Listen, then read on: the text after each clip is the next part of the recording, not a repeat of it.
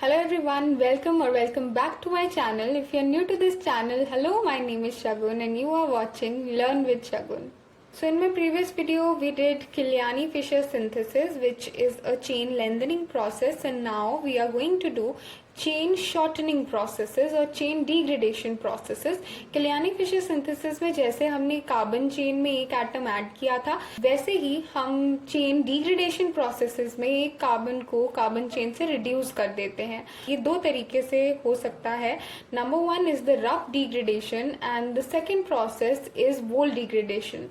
So in this video we are going to do rough degradation. So it is a chain degradation process that is shortening of the carbon chain. For example, let us suppose कि carbon chain में 6 atoms हैं.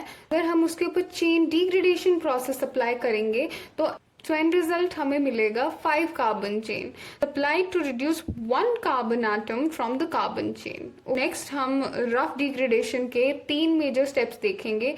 So number one is oxidation of starting aldose into aldonic acid using bromine water. Aldose कोई भी हो सकता है जिसका हमने चेन शॉर्टनिंग करना है. फॉर एग्जांपल मैंने डी ग्लूकोज मैंने ले रखा है. अब डी ग्लूकोज में मैं क्या ऐड करने वाली हूँ, bromine water add. And bromine water is a you can say that it is a mild oxidizing agent.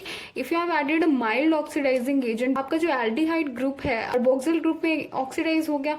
अगर आप इसमें एक स्ट्रॉन्ग ऑक्सीडाइजिंग एजेंट डाल देंगे तो लास्ट ग्रुप है that also gets oxidized into carboxylic acid group which is not wanted at all यहाँ पे.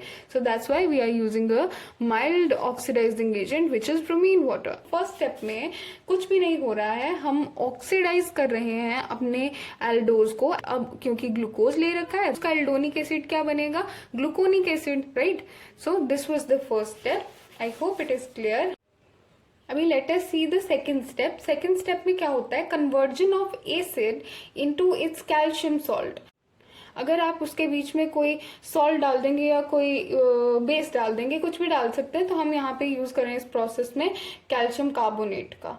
सो हमने एसिड के अंदर कैल्शियम कार्बोनेट ऐड किया है सेकेंड स्टेप में. जो हमारा एल्डोनिक एसिड बना था जो कि यहाँ पे ग्लूकोनिक एसिड है, उसके बीच में हम ऐड करे हैं कैल्शियम कार्बोनेट. हमें चाहिए यहाँ पे इस एसिड का एक कैल्शियम सॉल्ट. बाकी सब कुछ भी चेंज नहीं हो रहा है फर्स्ट 2 स्टेप्स में. You need to take care of that. Everyone knows calcium salt में कैसे कन्वर्ट हुआ है. ये हाइड्रोजन यहाँ से एलिमिनेट हो गया है, ये कैल्शियम यहाँ पे आ गया है और इस तरीके से यहाँ पे कार्बोक्सिलिक एसिड का जो है वो कैल्शियम सॉल्ट हमें मिल गया जिसका नाम है कैल्शियम ग्लूकोनेट, राइट. अब ये जो कैल्शियम ग्लूकोनेट है उसके ऊपर ये जो 2+/2 क्यों लिख रखा है. कैल्शियम की जो वैलेंसी होती है वो 2 होती है.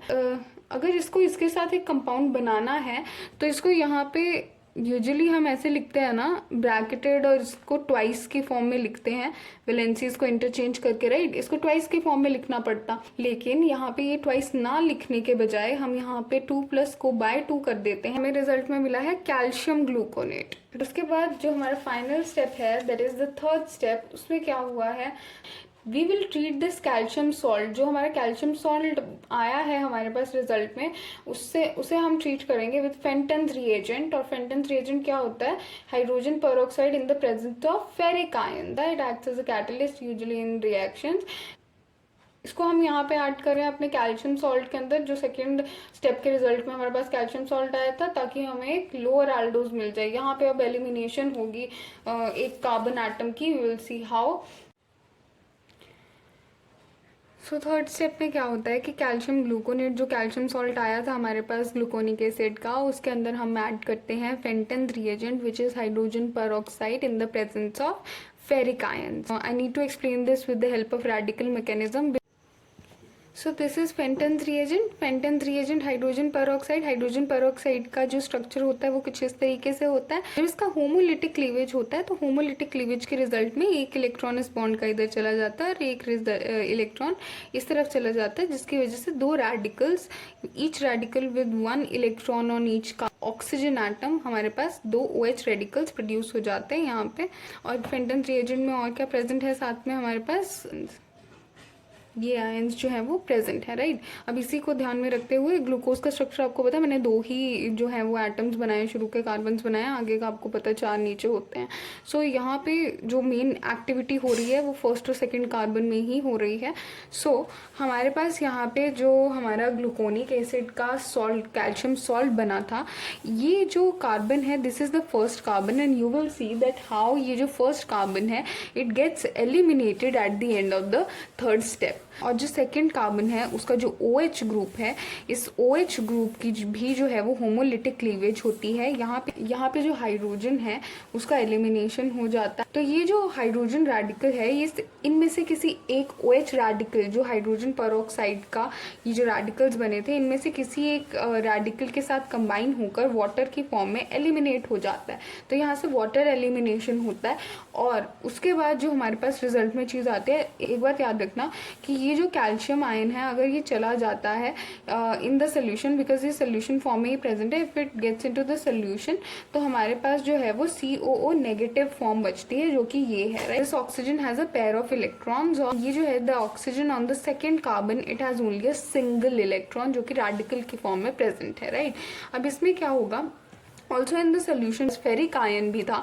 ये जो ऑक्सीजन है जिसके पास पेयर ऑफ इलेक्ट्रॉन्स है, these 2 electrons are there, right. अब ये जो 2 इलेक्ट्रॉन्स हैं इनमें से एक इलेक्ट्रॉन ये फेरिक आयन यूज कर लेता है और ये ऑक्सीडाइज हो जाता है एक इलेक्ट्रॉन को यूज करके, और ऑक्सीडाइज होके बना देता है ferrous ion. So this get converts into ferrous ion, और फिर रिजल्ट में इस ऑक्सीजन के पास भी एक ही इलेक्ट्रॉन बचता है, जिसके रिजल्ट में ये जो है वो एक रेडिकल की फॉर्म में कन्वर्ट हो जाता है। These both of these now oxygen carbon 1 and oxygen carbon 2 both are in the radical form. अब व्हाट जस्ट हैपेंस इज कि ये जो कार्बन 1 और कार्बन 2 के बीच में जो बॉन्ड है that also undergoes homolytic cleavage. अब ये जो होमोलिटिक क्लीवेज है, ये कार्बन के पास से एक इलेक्ट्रॉन चला गया, इस कार्बन के पास से एक इलेक्ट्रॉन चला गया। सो इसका एक इलेक्ट्रॉन और इसका एक इलेक्ट्रॉन मिलकर एक बॉन्ड बना लेंगे, जिसकी वजह से इन दोनों के बीच में डबल बॉन्ड इस्टेब्लिश हो जाएगी। इसकी वजह से यहाँ पे एक एल्डिहाइडिक ग्रुप जो है वो उसकी फॉर्मेशन हो जाती है, राइट। और ये जो कार्बन है, जो कार्बन नंबर 1 है, इसके पास भी एक इलेक्ट्रॉन गया है, तो ये जो इलेक्ट्रॉन है और ये जो ऑक्सीजन का एक इलेक्ट्रॉन है, ये दोनों मिलकर आपस में एक डबल बॉन्ड इस्टेब्लिश कर लेते हैं, और ये भी कार्बन डाइऑक्साइड की फॉर्म में ये पूरी की पूरी एंटिटी एलिमिनेट होकर कार्बन डाइऑक्साइड की फॉर्म में निकल जाते हैं। और रिजल्ट में हमारे पास ग्लूकोज का नीचे का स्ट्रक्चर तो एज इट इज ही रहता है, but you saw one thing over है कि इस स्टेप में क्या हुआ। I have highlighted specially the carbon number 1 ताकि पता चल जाए कि कार्बन नंबर 1 ही है जो कार्बन डाइऑक्साइड की फॉर्म में निकल जाता है बाहर, और जो कार्बन नंबर 2 था हमारा इस चेन में और ग्लूकोज की चेन में, now it becomes carbon number 1, जिसमें कि 5 कार्बन चेन अब हमारे पास रह जाती है, and this takes the number 1 place. यहाँ पे क्या क्या चीजें लीव करी हैं थर्ड स्टेप में, एक तो वाटर का एलिमिनेशन भी हुआ था यहाँ पर, और एक कार्बन डाइऑक्साइड का भी एलिमिनेशन हुआ था इस स्टेप में। सो जिसके रिजल्ट में हमें डिअराबिनोज मिलता है which is a 5 carbon chain, right. And one more thing to note over here is कि इस प्रोसेस में जो हमारा सेकेंड कार्बन है, जो सेकेंड कार्बन होता है स्टार्टिंग एल्डोज का, वो एलिमिनेट हो रहा है। मतलब कहने की बात ये है कि that takes the first position. Now यहाँ पे ये वाली चीज एलिमिनेट हो जाती है और ये एल्डिहाइडिक ग्रुप में कन्वर्ट हो जाती है।